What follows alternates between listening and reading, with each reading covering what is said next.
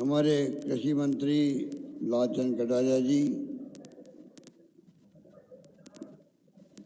महेंद्रजीत सिंह मालवीय जी, रामलाल जाट साहब, उजला अंजना जी, मोहनलाल मीणा जी, श्रीमती प्रीति सक्तावत, सचिन कटारिया जी, त्रिलोक पुरबिया जी, गोपाल शर्मा जी, जगदीश श्रीमाली जी, मूर्ति सिंह जी, पूर्व चेयरमैन फलसफ जी, मधुरेश जी नागदा, विकास सीताराम भाले, प्रमुख शासन सचिव डॉक्टर पर्सी, गौरव अग्रवाल और तमाम मेरे प्यारे किसान भाइयों और बहनों, नौजवान साथियों और बुजुर्गों, मुझे बहुत प्रसन्नता है कि आज शानदार यहाँ पर उदयपुर के अंदर किसान महोत्सव मनाना तय हुआ और आज वो दिन आ गया जब इतनी बड़ी तादाद में आप लोग यहाँ बैठे हुए हैं। पूरा पंडाल भर गया, पीछे भी इतने लोग खड़े हैं और बैठे हुए हैं। इसके लिए तो आप बधाई के पात्र हैं। वो पूरे मेवाड़ के किसान, उसमें आदिवासी भी हैं और सभी लोग हैं, एक साथ में बैठे हुए हैं। यह किसान महोत्सव जयपुर में हुआ है संपन्न और उदयपुर में है और 30 तारीख को जोधपुर में होगा। इस प्रकार हर संभाग के अंदर ये किसान महोत्सव के माध्यम से जो आधुनिक तकनीक है किसानों के लिए ईजाद होती रहती है। वैज्ञानिक कई प्रयोग करता है, रिसर्च करता है। वो रिसर्च का फायदा किसान तक पहुँचे, खेत तक पहुँचे, नए नए उपकरण आते हैं, नई नई तकनीक होती है। इतनी जरूरी है कि हम लोग ऐसे मेले लगा करके, उत्सव मना करके किसानों को अवगत करवाएं। जो उत्साह किसान ले रहे हैं इन मेलों के अंदर, उत्सव के अंदर, ये इस बात का प्रतीक भी है कि किसानों में लालसा है हम प्रोग्रेसिव किसान बने। हम ट्रेडिशनल खेती करते करते तो सालों बीत गए, पर आधुनिक खेती करना भी जरूरी है। आधुनिक यंत्रों से, आधुनिक तकनीक से, आधुनिक जो वैज्ञानिक तरीके सिखाते हैं उनसे उत्पादन बढ़ता है, क्वालिटी बढ़ती है और मंडियां बनी हुई है। आज यहाँ इस गौंड मंडी का भी आज उद्घाटन होगा। शानदार मंडी बनी है भी। मैं मुरारी मीणा को, तमाम इनके विभाग के लोगों को बधाई देना चाहूँगा। इतनी शानदार मंडी बनना और मंडी को जाल बिछ गया पूरे राजस्थान के अंदर। मुझे याद है 60 के दशक में ये मंडी बनना शुरू हुई थी, करीब 60 साल हो गए लगभग। जब मंडी बनना शुरू हुई थी 60 साल पहले, तब ना तो व्यापारी खुश था ना किसान खुश था। पता नहीं ये कैसे हम ऊपर को ले जाएंगे शहरों के अंदर, मंडियों में क्या होगा। आज मंडी अपना आप में किसान के लिए व्यापार हो गई है। उसको अच्छे दाम मिलते हैं मंडी के अंदर फसल ले जाने पे। वहाँ व्यापारी जो है उनको व्यापार करने में आसानी हो गई। आईटी का ज़माना है, आईटी के माध्यम से जुड़ गए मंडियाँ, तमाम मंडियाँ प्रदेश के अंदर भी, देश के अंदर भी जुड़ जाती है। अगर हम चाहें तो भाव अच्छे से अच्छे में मिले, उसकी जानकारी प्राप्त हो सकती है। तो ये तमाम आज़ादी के बाद में जिस प्रकार से पंडित जवाहरलाल नेहरू ने जो शुरुआत करी थी पैरों पे खड़े होने की, हमारा मुल्क पैरों पे खड़ा हो, अमेरिका, रशिया, जर्मनी, जापान के ऊपर डिपेंड नहीं रहे। कब उनका मूड बदल जाए प्रयोग करने से पता नहीं लगता है। ये पंडित नेहरू की दूरदृष्टि थी। आज़ादी के प्रथम प्रधानमंत्री बने आज़ादी मिलते ही कि बड़ी बड़ी संस्थाएं खड़ी कर दी किसानों के लिए। रिसर्च सेंटर खड़े कर दिए। Indian council of agriculture research का सेंटर बना दिया, ICAR बना दिया, बड़े बड़े बांध बनाए, बड़े बड़े कल कारखाना बनाए। हालात ये हो गए पूरे देश के अंदर कि उस वक्त में हम लोग PL 480 का गेहूँ मंगाते थे अमेरिका से भीख मांग करके, हमारे यहाँ लोगों को खिलाने के लिए। आज आप देखिएगा किसानों को श्रेय जाता है, बधाई जाती है, चाहे पंडित नेहरू हो चाहे इंदिरा गांधी हो, जो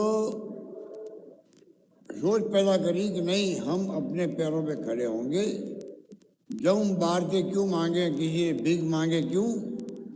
हमारे देश के किसानों में दम कम है, वो पैदावार बढ़ा सकते हैं, हमारा मुल्क आत्मनिर्भर बन सकता है।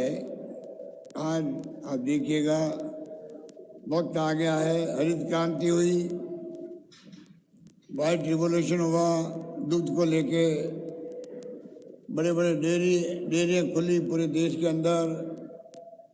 अमूल की तरह, सरस की तरह कितनी डेयरियाँ देश के अंदर हैं। पशुपालकों को फायदा हुआ, किसानों ने क्रांति कर दी, हरित क्रांति। आज हम लोग गेहूं के अंदर एक्सपोर्ट कर सकते हो, हमारी स्थिति बन गई है। और तो और बाजरा में, सरसों में, तिलहन में, दलहन में और चने के अंदर आपको मालूम होगा पूरे देश के अंदर राजस्थान नंबर 1 आ गया है। ये स्थिति बन गई, राजस्थान 1 आ गया है। और पशुपालकों के मेहनत से राजस्थान दूध का उत्पादन और ऊन का उत्पादन में भी हम लोग नंबर 1 है देश के अंदर। तो राजस्थान प्रोग्रेसिव स्टेट भी है, राजस्थान प्रगतिशील स्टेट भी है, प्रगति करता जा रहा हर क्षेत्र के अंदर। शिक्षा में भी, स्वास्थ्य सेवा में भी आप देख रहे हो, हमने स्वास्थ्य का अधिनियम बना दिया, राइट टू हेल्थ एक्ट बना दिया, कानून बना दिया है। पूरे प्रदेशवासियों की स्वास्थ्य की जिम्मेवारी सरकार की है कानून बनाने के बाद। ये बहुत क्रांतिकारी काम हुआ है। 25 लाख का बीमा हुआ इलाज का, पर कानून बनना उससे बड़ी बात है। जैसे पार्लियामेंट में डॉक्टर मनमोहन सिंह जी ने, सोनिया गांधी जी ने कानून बनाए 4, नरेगा का बनाया, 2 रुपये किलो गेहूँ मिलेगा देशवासियों को, 3 रुपये किलो चावल मिलेगा कानून के अंतर्गत। मंडी में कोई भाव हो मंडी में, पर उनको मिलेगा 2 रुपये किलो गेहूँ, 3 रुपये किलो चावल, ये कानून है। सूचना का अधिकार और शिक्षा का अधिकार राजस्थान सरकार ने आप सबके आशीर्वाद से प्रयोग किया। स्वास्थ्य का अधिकार मिले सबको, उसी रूप में हम लोग PSC, CSC, सब centre, district hospital, medical college हर जिले के अंदर बनाते जा रहे हैं। एक वक्त आएगा कि मेडिकल में हम लोग टॉप पे पहुंचेंगे। IPD टावर बन रहा है 24 मंजिल का जयपुर के अंदर। तो कहने का मतलब है कि राजस्थान एक प्रोग्रेसिव स्टेट के रूप में आज आ गया है। उसी रूप में हमारी सोच है। 2030 आते आते हम लोग भी राजस्थान देश के अग्रणी राज्य कहलाते हैं, उनकी श्रेणी में आ जाए। अगर नंबर 1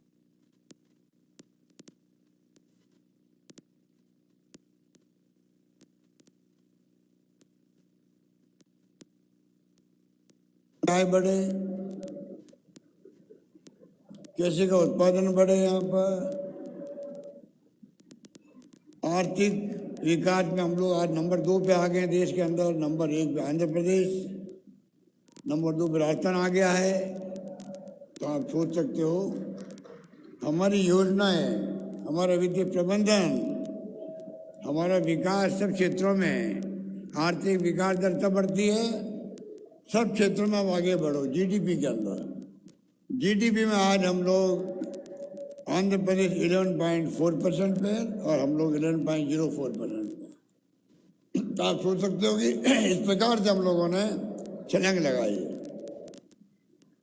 सोशल सिक्योरिटी में 1 करोड़ लोगों को पेंशन मिल रही राजस्थान के अंदर, और मिनिमम अपना 1,000 रुपये कर दिया अभी। विकलांगों के लिए, विधवाओं के लिए, बुजुर्गों के, महिलाओं और पुरुषों के लिए 1 करोड़ लोगों को पेंशन। और हम तो कहते हैं प्रधानमंत्री जी को राइट टू सोशल सिक्योरिटी, हर परिवार को परिवार चलाने के लिए, क्योंकि इतने गरीब परिवार है, मजदूर होता है बुढ़ापे में तकलीफ आती है उसको भी, ठेले वाला होता है उसको तकलीफ आती है, किसान है, बेटे पौधे होते रहते हैं, बेटे पौधे होते रहते हैं तो जमीन का हिस्सा बंटवारा होता रहता है, आमदनी होती नहीं छोटे से टुकड़े के अंदर। आदिवासी जो रहते हैं बांसवाड़ा डूंगरपुर के अंदर, उदयपुर में, लैंड होल्डिंग बहुत कम है उनके पास में भी। तो ऐसी स्थिति के अंदर उन परिवारों को चाहिए बच्चों को पढ़ाए। जमाना IT का है, मोबाइल फ़ोन, इंटरनेट सेवाएं, कंप्यूटर आ गए, राजीव गांधी के सपने के अनुकूल। हम कैसे एक्सपर्टाइज करें उनकी। शिक्षा बहुत आवश्यक है ज़िंदगी के अंदर, बिना शिक्षा के अंधेरा है। किसानों के बच्चों को चाहिए एक भी बालक बालिका घर के अंदर, ढाणी में, गांव में शिक्षा से वंचित नहीं रहे। सरकार ने बहुत कुछ किया है उनको पढ़ाने के लिए, वो पैसे वालों के साथ में कॉम्पीट कर सके। कोचिंग करवा रहे हम लोग, विदेश भेजे 500 बच्चों को, स्कूटी दे रहे कालीबाई बिल के नाम से 30,000 बच्चियों को, लड़कियों को फ्री बस ट्रेवल करवा रहे हैं, लड़कों को करवा रहे हैं। पढ़ाई करने जाएगा फ्री जाएगा। नौकरी के लिए एक बार फॉर्म भर दो, बार बार फॉर्म भरने की जरूरत नहीं है। इस प्रकार हमने जो फैसले किए हैं छात्रों के लिए, युवाओं के लिए और किसानों के, मैंने अलग बजट पेश किया है। और जो धनराशि रखते थे बजट में उसको मैंने डबल कर दिया है। तो आप सोच सकते हैं कि आज हम लोग किस दिशा में आगे बढ़ रहे हैं, आप कुछ सोच सकते हैं। इसलिए मैं कहना चाहूँगा कि अभी कटारे जी बता रहे थे आपको, लंपी रोग आ गया। गाय माता सबकी माता है, पर हमारे विपक्ष के साथी जो हैं वो हमें बदनाम करते हैं। असली गोभक्त कोई है तो हमारी सरकार है, जिसने पिछली बार मैंने हिंदुस्तान में पहली बार गायों का अलग से निदेशालय बना दिया और गौशालाओं को अनुदान शुरू कर दिया मैंने। ये बात 10 साल पहले ही कह रहा हूँ मैं, तब कर दिया। इन्होंने अपने शासन में आए लोग साल में 500 करोड़ रुपये गौशालाओं को अनुदान दिया है। हम दे रहे हैं 3,000 करोड़ दे रहे हैं अनुदान का, 3,000 करोड़ गायों को बचाने के लिए राजस्थान के अंदर।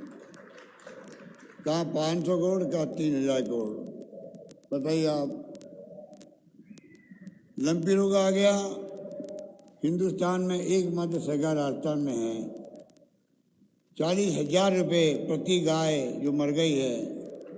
अभी मैंने 175 करोड़ रुपये बांटे हैं 42,000 पशुपालकों को, अभी 10 दिन पहले बांटे, DBT किए मैंने। तो आप सोच सकते हैं आगे गायों का बीमा कर दिया, गाय भैंस का भी 2 पशु प्रति परिवार का बीमा होगा, प्रीमियम सरकार देगी।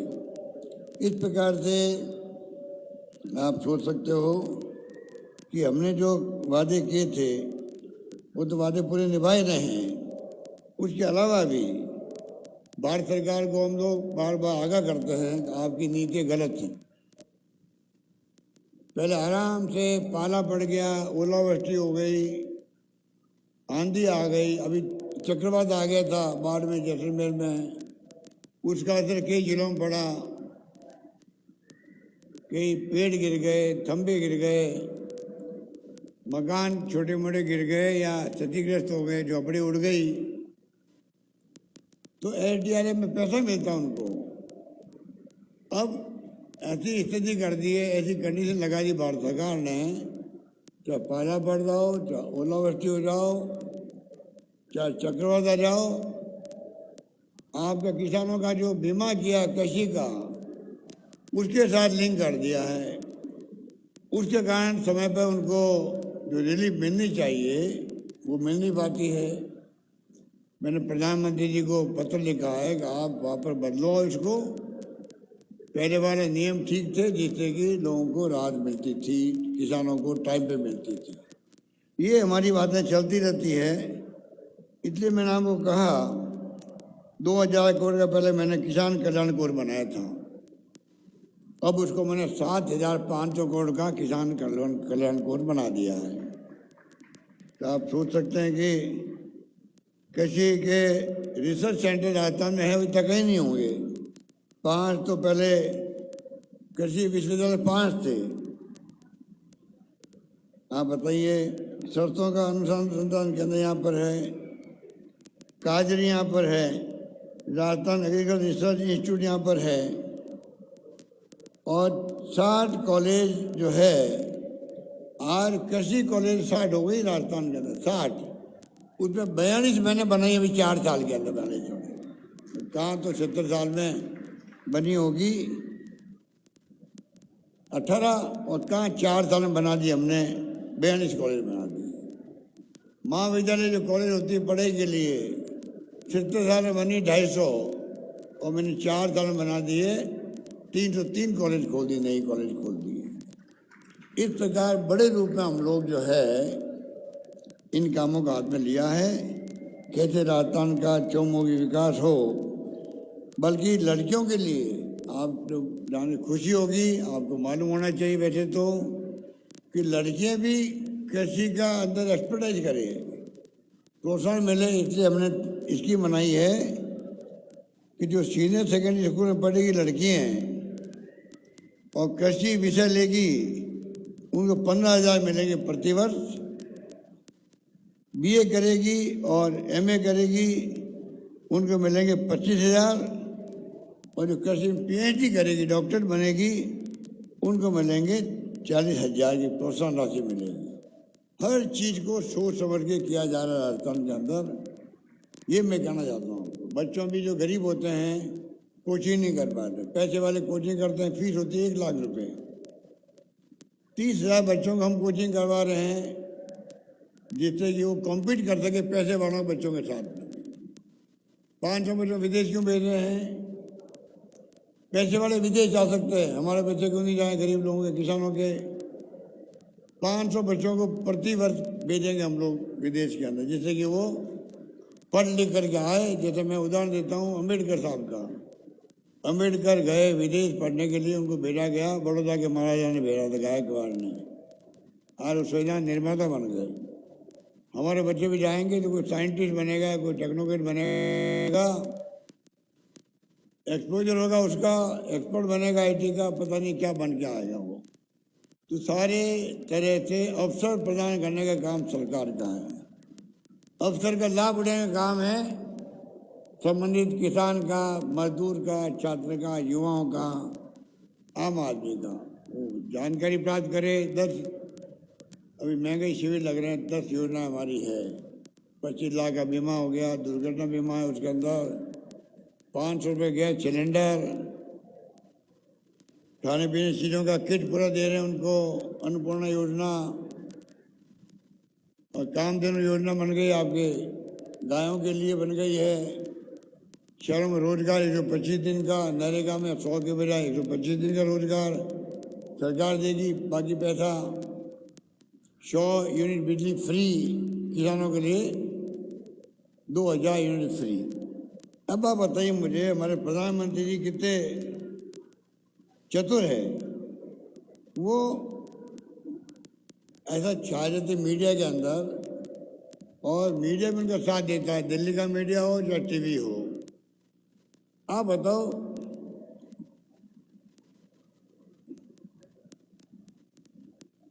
आप बताइए, आपको आश्चर्य होगा,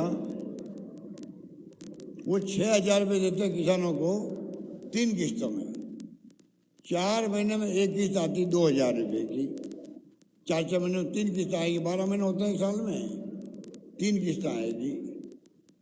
पर लवा लूट रहे हैं। कि 6,000 किसान सम्मान योजना में प्रधानमंत्री दे रहे हैं। अरे वो दे रहे हैं 6,000 और पूरा साल में होता है 3,000 करोड़ होता है खाली उनका, 3,000 करोड़ रुपये होता है, 55 लाख किसान को देते हैं वो। और मैं दे रहा हूँ 42,000 करोड़ रुपये दे रहा हूँ मैं यहाँ पर राजस्थान के अंदर, घरेलू बिजली में, कृषि बिजली में, किसानों को पेंशन 42,000 करोड़। बताइए आप कितना बड़ा फर्क है।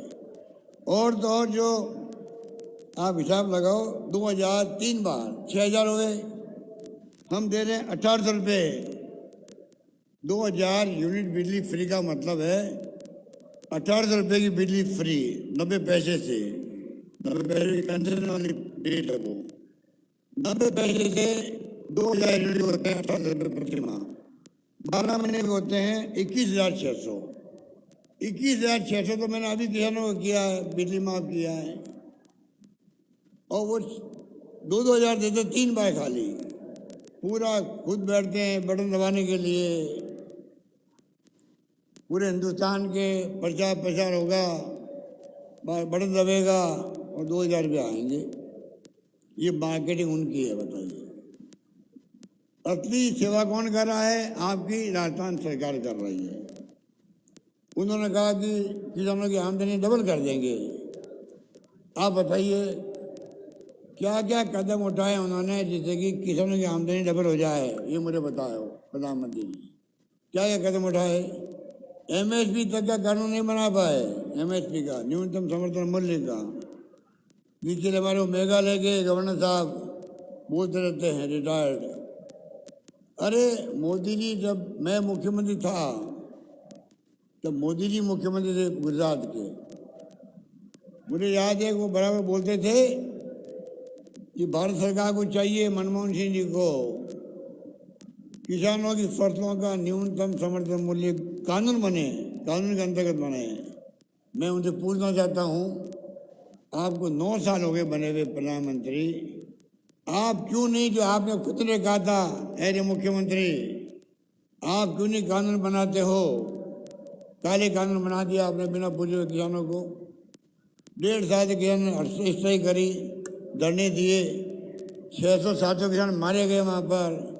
फिर आपने माफ़ी मांग के वहाँ पर कानून लिए हैं, तो आप न्यूनतम समर्थन मूल्य क्यों नहीं दे रहे हैं? आप इतने मैं कहना चाहूँगा कि उनकी कथनी व करनी में अंतर है। इनका चाल चरित्र चेहरा सामने आ गया है। वो राजनीति अब आने वाले हैं, प्रधानमंत्री जी और अमित शाह जी, सब इनके मंत्री राजस्थान भर के गाँव के अंदर जाएंगे। पैसे की कमी नहीं है, धन इकट्ठा कर लिया है करोड़ों अरबों का। बाकी राजनीतिक पार्टी के पास तो साधन मिल नहीं रहे हैं, और कोई साधन देना चाहता है उद्योगपति तो पहले ही भेज देते ईडी को, सीबीआई को, इनकम टैक्स को, राज्यों के अंदर जाओ टाइट करो सबको। कौन चंदा देता है? कांग्रेस को, रोको उसको। ये राजनीति है क्या? लोकतंत्र में तो इक्वल फुटिंग में राजनीति होती है, पर ये लोग ऐसे आके बैठ गए, इनका विश्वास लोकतंत्र है नहीं, इसलिए हरकतें ऐसी करने लगे लोग। तो मैं आपको आह्वान करूंगा, आप कृपा करके इन बातों का ख्याल रखें। हम अपनी सीमा पे ही तो इलेक्शन लड़ेंगे, सीमित साधनों से लड़ेंगे। आपसे विनम्र अपील करेंगे, आप हमें कामयाब करें, क्योंकि माई बाप तो आप ही हो। कोई कितने ही काम कर ले, जनता जिसको चाहती है, मेरी बहनें और माताएं बैठी है और आप सब बैठे हो, आप जिसको चाहोगे वो राज करेगा, शासन में आएगा। कौन भला कर सकता है राजस्थान को? आपको सोचना है। राजस्थान में तो जितना काम हमने किया है कभी नहीं हुआ इतना काम, ये मैं दावे के साथ कह सकता हूँ। इन मोबाइल, इन महिलाओं को, बहनों को मैं अभी 15 या 25 जुलाई से स्मार्टफोन 40 लाख महिलाओं को पहले फेज के अंदर, जो मैंने घोषणा की बजट के अंदर, 3 साल की इंटरनेट सेवाएं फ्री के साथ में मैं शुरू कर रहा हूँ 25 जुलाई से। इन बहनों के लिए, माताओं के लिए कैटेगरी बनाई है पहले फेज की। पहले फेज में उनको शुरुआत करेंगे, धीरे धीरे फिर तमाम परिवार को मिलेगा मोबाइल फोन, स्मार्टफोन होगा। और उसके कई फायदे हैं। मोबाइल फ़ोन हाथ में आना, सब जानकारियाँ ले सकते हैं, जुड़ सकते हैं सबसे। कोई हमारा परिवार का आदमी कोई गया हुआ है काम धंधा करने बाहर, तो आप उसकी फ़ोटो देख करके बात कर सकते हो। उसकी फ़ोटो दिखेगी आपको, आपकी फ़ोटो दिखेगी उसको दिखेगी, और आप बात कर सकते हो उससे। वो है स्मार्टफोन। तो तमाम तरह के काम जो मुझे करने थे वो मैं कर रहा हूँ आपके आशीर्वाद से। अब चुनाव में तो आपके ऊपर है कि आप किसको सत्ता सौंपते हो। मैं तो ये महसूस करता हूँ, जहाँ के मैं जा रहा हूँ तो मैं देखता हूँ कि वहाँ पर लोगों का जो मूड है, या जो जाते हैं तो मालूम पड़ जाता है कि भाई ये इनका जनता का मूड क्या है। तो मुझे लगता है इस बार जनता में आशीर्वाद पुनः देगी, हमारी सरकार रिपीट करेगी, मुझे यकीन है पूरा।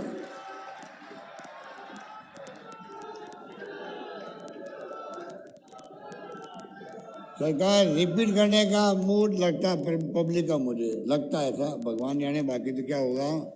अभी मैं उदयपुर में गया कोई खेमरा कटारे जी की मूर्ति का अनावरण करने के लिए। रास्ते मैंने देखा 6-7 किलोमीटर का था, मेरे 8-9 किलोमीटर होंगे। रास्ते भर लोग खड़े थे, मैंने उनको नमस्कार किया, हाथ हिलाया, सब में बड़ा उत्साह था। तो मैंने कहा तो रोड शो हो गया मेरा। जो मोदी जी रोड शो करते हैं लाखों करोड़ रुपए खर्च करके गाड़ी बैठा। और एक बात मैंने और देखी है, अगर आपका मूड अच्छा है और अगर कोई नेता हाथ हिलाता है या नमस्कार करता है, आप लोग भी हाथ हिलाते हो, वापस मान सम्मान देते हो और नमस्कार करते हो। और आपका वोट देने का मूड नहीं है, काम नहीं किया हम लोगों ने, तो फिर हम हाथ हिलाएं तो वो जो है आगे वाला आदमी पीछे देख लेता है, काम देखता ही नहीं है। समझ गया आप, रात दिन का फर्क है। इस बार जो है वो पीछे नहीं देख रहा है, आगे देख रहा है, नमस्कार का जवाब नमस्कार से दे रहा है, हाथ हिलाने का जवाब हाथ हिलाने से दे रहा है। तो लगता है कि सरकार इस बार आप रिपीट करोगे, और रिपीट करोगे तो मैं आपको कह सकता हूँ योजना जो लेके आए अभी हम लोग, ये योजना और मजबूत होगी, अगली बार और मजबूत होगी। स्कीमें कौन कौन सी गारंटी हम देने वाले हैं आपको, तो आप निश्चिंत रहो। राजस्थान को मैं चाहता हूँ 2030 तक नंबर 1 राज्य बने देश का, ये मेरा सपना है। यही बात कहता हुआ मैं आप सबका धन्यवाद करता हूँ। धन्यवाद, जय हिंद, धन्यवाद।